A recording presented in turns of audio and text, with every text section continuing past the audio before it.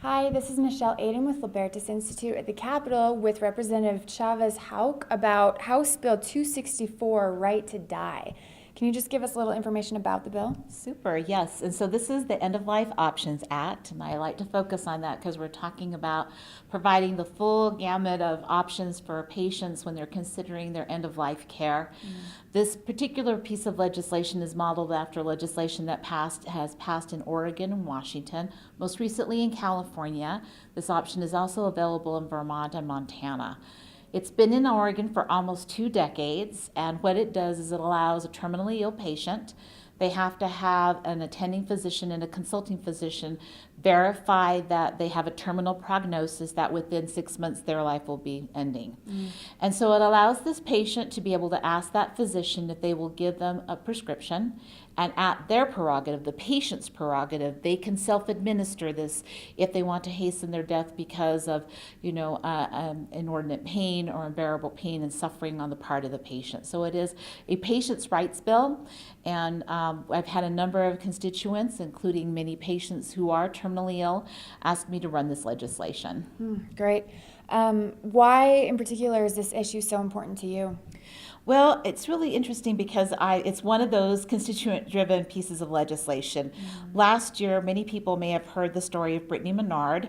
She's a young woman from California, but who ended up having to move to Oregon when she was diagnosed with a very aggressive form of brain cancer.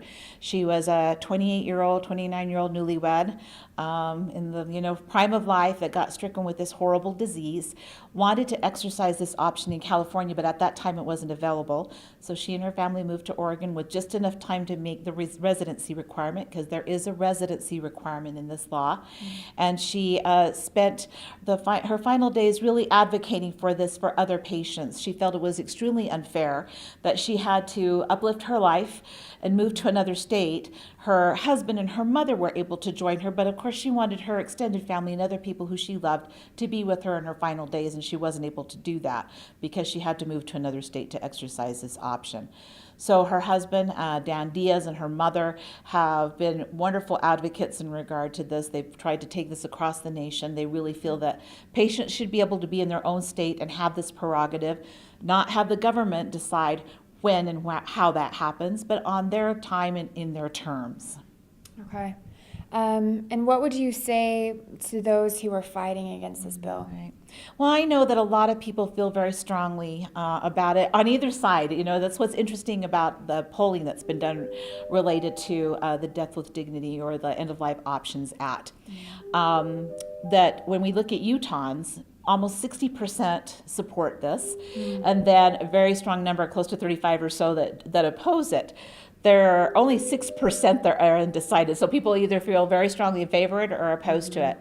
Those that are opposed are usually very religiously oriented, and I respect that. I respect everybody's journey is different, and everybody feels about end-of-life issues in different ways based on who they are and based on their how they were raised and what their strong belief systems are. But I'm asking them to consider to not impose that perspective on other individuals.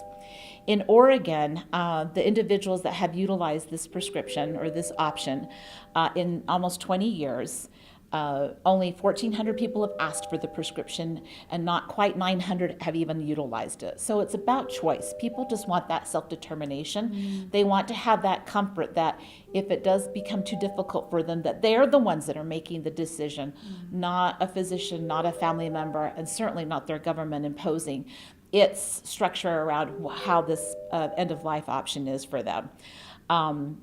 We respect people's religious discernment, but I ask that we respect everyone's spiritual discernment in this manner and let the individual decide.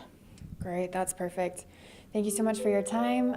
If you have any questions, want more information, or want to contact one of your legislators, just click on the link in the description below. Thanks so much. Thanks.